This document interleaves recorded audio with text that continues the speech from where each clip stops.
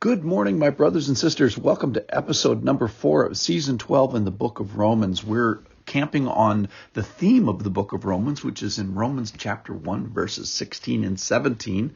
It says, "For I am not ashamed of the gospel, for it is the power of God for salvation to everyone who believes, to the Jew first and also the Greek. For in it the righteousness of God is revealed from faith for faith. As it is written, the righteous shall live by faith." So we're going to address the concept today, entitled today, "I am ashamed of the gospel because." But let's just review what the gospel is. We're going to have 16 chapters for that, but let's give a little quick summary here. So we have God up in heaven, and he has this right standing with himself. Why? He's fully satisfied in himself. Why? Because he's this burning glow of perfection and holiness and goodness, and appropriately, he's pleased with himself for that.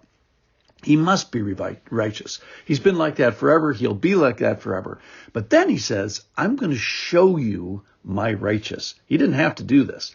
I'm going to show you my righteousness. I'm going to reveal it to you that human beings can know this. Know that he is good. Know that he is perfect. Know that he is holy. So we have an ability to see it and then access it correctly. Now, some falter here and say, in thinking and saying, sometimes you'll hear this even out loud, is that God is not good. You hear this in the sentence, well, what kind of a God would ...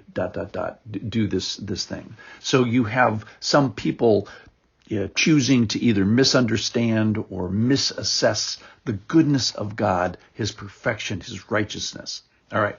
So here's the good news. He's righteous. The bad news is we are not. And who of us could similarly describe our character or our actions as perfect and holy good? Nobody. That's called sin. So this is the gospel, that he is righteous and we are not. But we have a way to access this. So we have the righteousness of God, this burning essential character of himself, is revealed by the righteousness from God, that is, in his gospel. So his essential character is demonstrated by his actions. So he makes his essential character, which he could have kept to himself, he makes it knowable by his actions, in short, by the gospel. So how do we access it? How do we get a piece of this pie for ourselves? And that is by faith. The righteous shall live by faith. It says it in the New Testament, and it says it in the Old Testament. And we're going to find some heroes of that in the book of Romans, most specifically Abraham. So we access this righteousness as we always have, that is, by faith. We get this slice of power to defeat the penalty for sin and to defeat the reality of death. So how am I going to live before this perfect, holy, righteous God with my filthy rag righteousness? Well, we do it by faith. All right, so if this is so amazing, if the gospel is so amazing, which we just said that it is, why does it say in verse 16, "For I am not ashamed of the gospel"? So what would cause us to be ashamed of the gospel? Well, I have 3 things for you to think about that I've thought about this morning that would make us ashamed of the gospel. So one is that I think too highly of the world.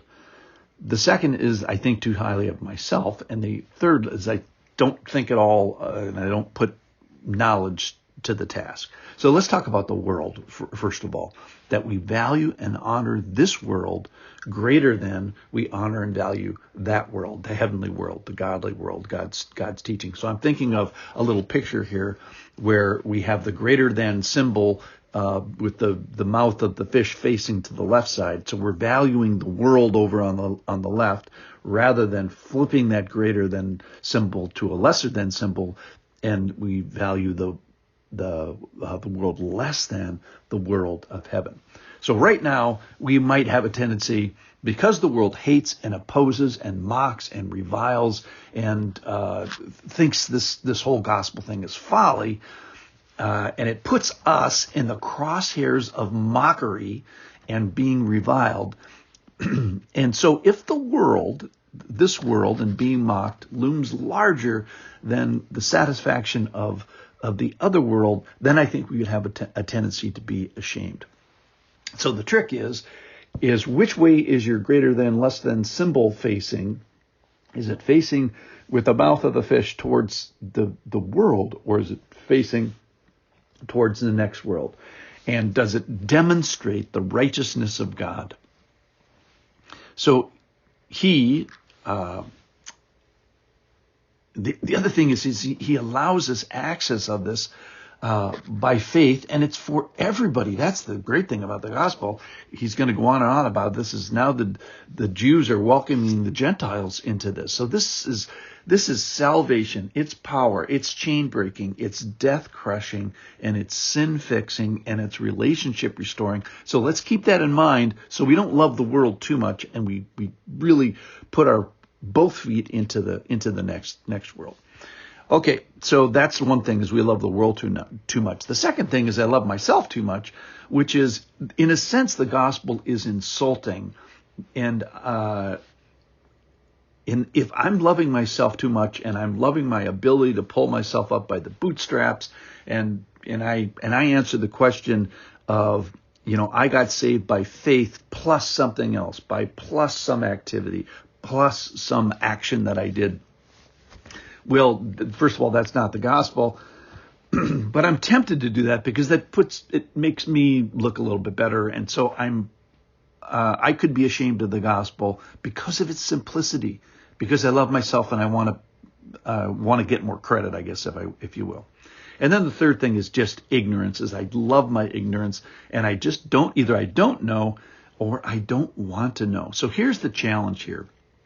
Is I challenge you to eat this elephant with me. We're going to move on from this summary, which Paul starts the book of Romans with. We're going to move on for this summary. And if we're feeling ashamed, if we're hyper-valuing this world versus the next world, or if we're hyper-valuing ourself and our contribution, or if we're hyper-valuing our understanding or trying to stay dumb as a rock, then my challenge is, let's eat this elephant. First of all, let's learn what it is, learn what the gospel is. Then let's consume it, and then let's learn to love it one bite at a time. Again, I can be ashamed of the gospel if I don't eat it one bite at a time. Thanks for listening.